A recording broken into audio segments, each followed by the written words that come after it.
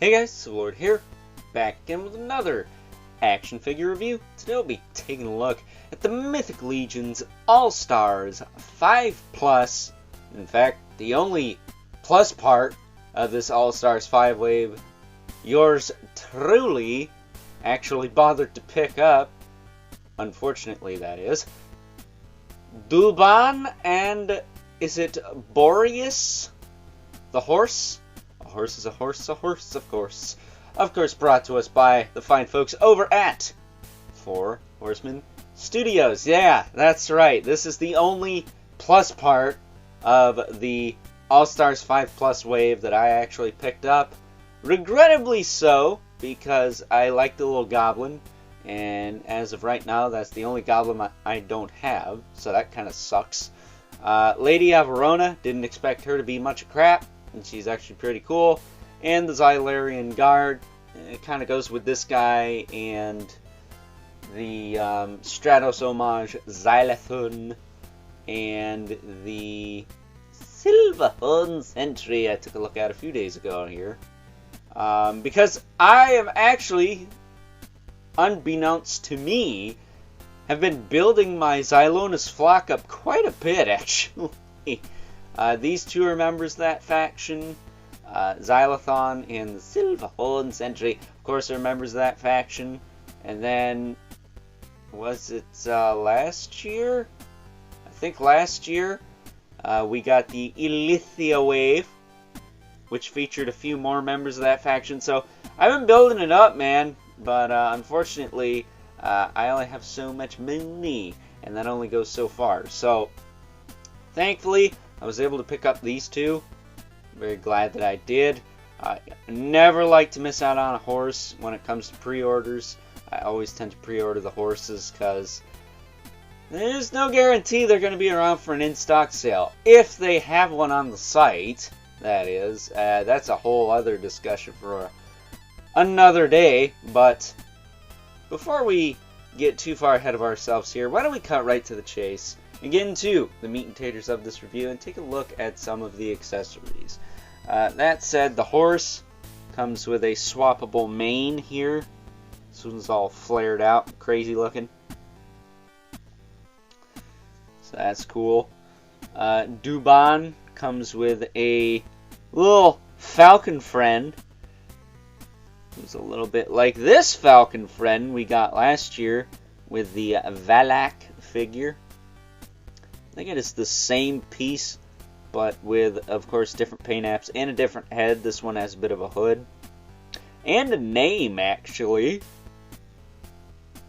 This one is known as Cinder. This one is known as I don't know. I don't know the name of this guy, but he does have a little ball joint in the head there. So, you can rotate side to side. I thought you could look up and down, too, but I guess not. That said, Duban does come with a decent spread of alternate hands. He comes with a pair of open hands here, as well as appropriate grip hands. These have the up and down hinges in them, so that's pretty cool. This one does as well. Now, I thought he came with straight up fists, but I couldn't find them if he does. That said, he does come with a crossbow, which I'm not a fan of. I don't think he came with a quiver or an arrow for this. I didn't find those in the box his accessories were in. So if he did, my apologies. He also comes with the little kniff. Little knife here. And the sword with the scabbard. Pop the sword out. That's pretty cool. But that's your lot. That's all you get. You get no more. You get no more. So, if I'm not mistaken, he does not come with the standard belt we're used to seeing, because he's got a different belt around his waist. Again, if he did, I apologize, but Same time, we've seen that belt time and time again. Seen a million times in the past week, actually, because all of the Reinforcements 2 figures came with one, and all of the All-Stars figures I've looked at up to this point came with one. So maybe he came with one, but I am unsure of that. So, before we look at him, I'm going to actually move him to the side. We're going to do a quick horse comparison between Borius. The closest thing I have to Borius handy, here's the Headless Horseman horse. He's got all the same parts in all the right places. And as you can see, aside from the head, it is the same horse. From the neck down, the legs are the same, the manes are the same, the tails are the same. Everything's the same on this guy. Actually, does he have the bushier tail? Yeah, he's got the bushier tail like this guy. The only other difference, other than the heads, of course, is the paint applications. So, while the Headless Horseman horse is a nice black with some dark red shading, Borius is a gray color, some kind of dark gray, black shading. And I'm not going to talk about this guy too much because it's a horse, Mythic Legion's horse, standard fare. We've seen it time and time again. Well, we haven't seen it time and time again, but they reuse the same parts a lot. So in the way of articulation, his head is on a double ball peg here. He's got a double ball peg in the neck. The mane, of course, can pop off. You can swap that out. The legs have a hinge here and a swivel here. A hinge here, swivel here. Hinge and swivel in the hooves. And that goes for all 4 hooves. He's got a kind of ball peg in the hip there. He's got a hinge here, swivel here, hinge here, swivel here. And again with the hoof. And then the tail does hinge up and down like a sort of handle crank. And you can rotate it. He's got the sleeping bag on the back, and he's got some loops for weapon storage. And that's as far as we're going to get into that. I'm not going to actually attempt to move this thing because it's probably super solid. I haven't heated up anything. So, chances are he's got some stuck joints or super stiff joints, and rather than struggle with that, I pointed out the cuts. You have the information. It is yours to do with as you please. But as far as Duban goes, he can move a little bit easier than the horse. So we're going to actually do the full, review, I guess, of him. Really cool looking figure. Super nice cloak. I really like this cloak. It is wired. Kind of wish we got this with Valak, but fortunately we did not. I will tell you, I mostly got this guy to kind of combat my Valak, because he's like an anti-Valak. He seems like a good guy version of him. And he looks like he's a bit Hindu inspired in the face there. Looks like he has some Middle Eastern attributes. His complexion there. His skin tone, his race, his ethnicity. Looks like he could help you with some tech support if you asked him nicely. That said, his head does rotate. Does look up and down a little bit, as much as the hood and the cloak will allow. You can push the cloak out of the way, but of course that's only going to go so far. He does have pauldrons under there. They do hinge. But the shoulders can move forward and back, as well as hinge outward and back down. He does have a single elbow with rotation. He's got a swivel in the gauntlets, a swivel in the wrist with a hinge. Does have a really good ball joint in the waist here. Thankfully not too loose, but it is a little floppy there. Floppier than I would prefer. but you do get a little bit out of that. His hips can kick forward and back, out, back, down, thigh cut, single knee, swivel below the knee, and he has a swivel below the swivel in the foot with a hinge and a rocker below that. Peg holes at the bottom of the feet if you want to throw him on a stand, but of course gotta throw him on the Horseman, and we're gonna do that. That said, I would like to get this guy quote unquote ready for final thoughts if we could. Since it's been a while since I've showed off how the whole bird thing works, I'm going to pop off his hand here and we are going to slip this on. His little bird friend here. And if anyone knows the name of his little bird friend, let me know. I honestly don't remember if he has a name, but I know that Valak's bird's name is Cinder.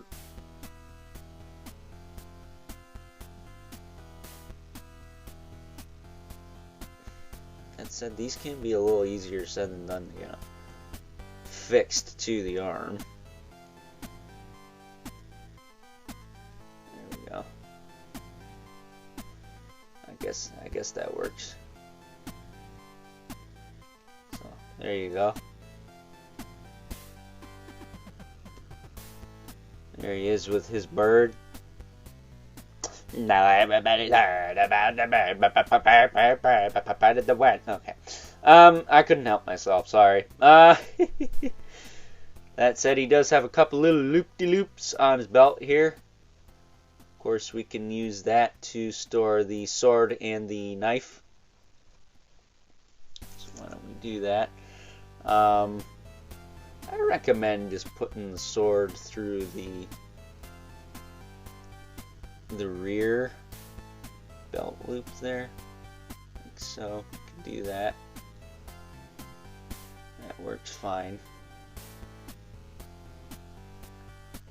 And then he's got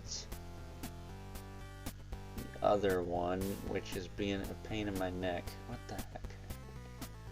Oh, it went through.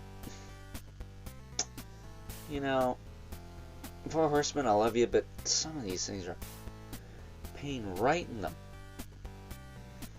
patootie. There. Slip this over there. That works. That'll work. Alright. Now we got his knife here. I should just put another belt on him for this knife, because this whole sword scabbard situation here is a little cumbersome to work with, to say the very least. But it's something like that is what you want. That's what works out the best. At least in hindsight it does. Let's try this. Alright, there. That works out a little better. Alright. So there he is with his knife, and his sword, and his belt there. I will say that the sword does kind of push on the knife a bit, but what choice do you really got? And as far as getting him on the horse, you want to bend the knees, spread his legs a little bit, bend the knee, spread the leg a little bit. And we can bring our horse in here. Sit him on top.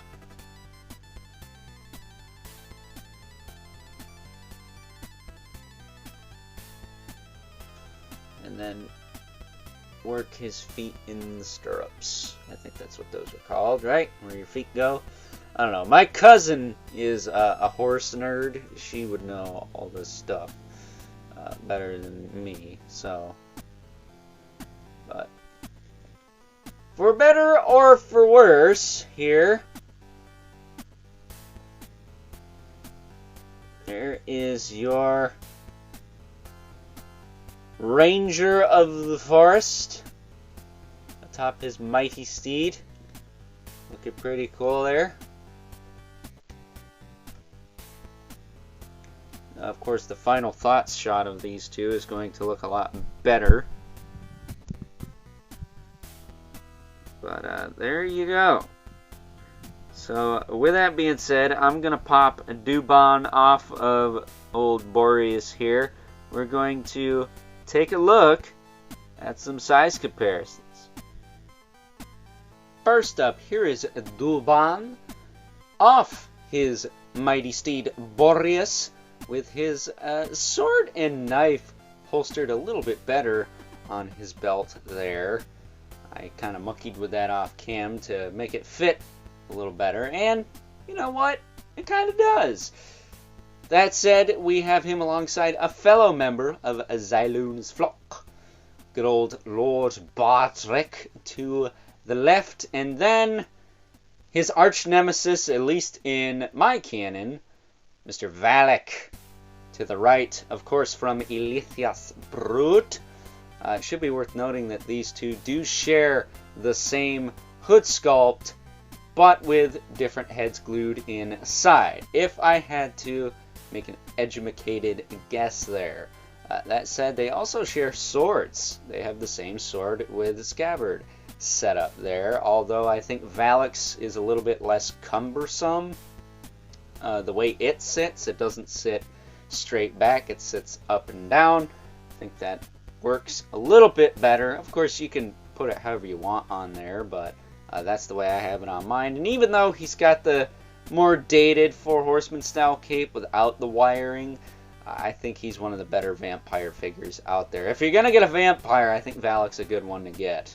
That said, with the glow-in-the-dark Headless Horseman on the way, maybe not to me personally, because money's a little tight right now. I've had a lot of pre-orders come in since I've been filming reviews as of late. Yeah. I think I will put Valak here on the Headless Horseman horse. The first one. And then my Headless Horseman will go on the glow-in-the-dark horse. And I will use the Headless Horseman figure that comes with that for a bit of a custom I had in mind. So we'll see how that goes. That said, moving Valak out of the way. I will say, I do like his kind of plastic cloak collar piece there. I think that's kind of cool. We'll move Lord Bartrick, because of course this is not one of my videos without bringing in these two. Lord Brother Mandibilith here. And the infamous. Okay. 11 spawn. Who, like Duban, not a white guy. So, with that being said, he is taller than him though, as always, as it should be, I should say. Either way, it is now time to wrap things up. Some final thoughts. Overall, and this is a perfect example of you can't have one without the other, because good old Duban atop the mighty, again, is his name Borius? I don't know. I'll have it right in the title. They're just a match made in Xylona's Flockian heaven, because I gotta tell you, not being my favorite faction, I'm just not a big fan of elves. Especially just plain old white elves. That don't do a whole lot for me. Now, dark elves, that's a different story. I like me some dark elves, but don't have a whole lot of those in this line. Hopefully that changes someday. But until then, I am building my flock, and these two are very fine additions to that. That said, I forgot to mention about Duban's cape. Remember back when I was saying that the Headless Horseman cape, kind of a bitch to pose because it wasn't wired right? Duban's is, and you can pose it blowing in the wind quite easily. Whereas the Headless Horseman, because it was not wired in the front, because it has a metal clasp, a metal chain clasp that goes across his neck, and no wire otherwise other than the one that goes around the edge, that's kind of why it didn't want to look like it was blowing in the wind. This guy, he's got a wire around the neck and a wire outside of that that goes around the edge of the cape. Shy from having some wire within the cape that goes down into it, kind of like fingers. you could pose this cape up pretty well.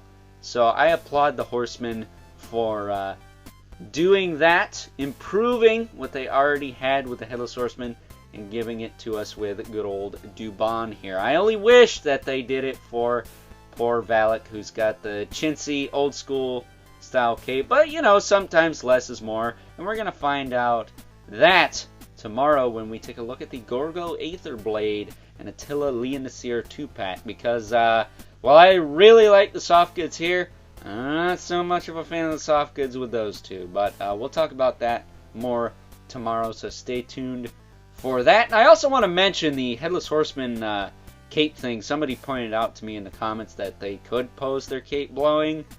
This is not me trying to call someone out or anything, but you can't. It has to be wired a certain way in order to do that. If you can pose it blowing off to the side, that's one thing, but blowing straight back, it's impossible without wires to help hold it up. It just can't hold the weight of the fabric. The fabric's pretty thick on this guy and the Headless Horseman, so without that, having it posed blowing back is a little bit more difficult. So, not trying to call them out. They're being really nice in the comments. But I'm just saying that if you want to pose it blowing back, you need that wire in the cape to kind of go down into it like fingers in order to make that work. So, with that being said, this is still a great figure. So is the horse. Pick them up if you can. You can't miss out on the horses, guys. These are quality pieces here.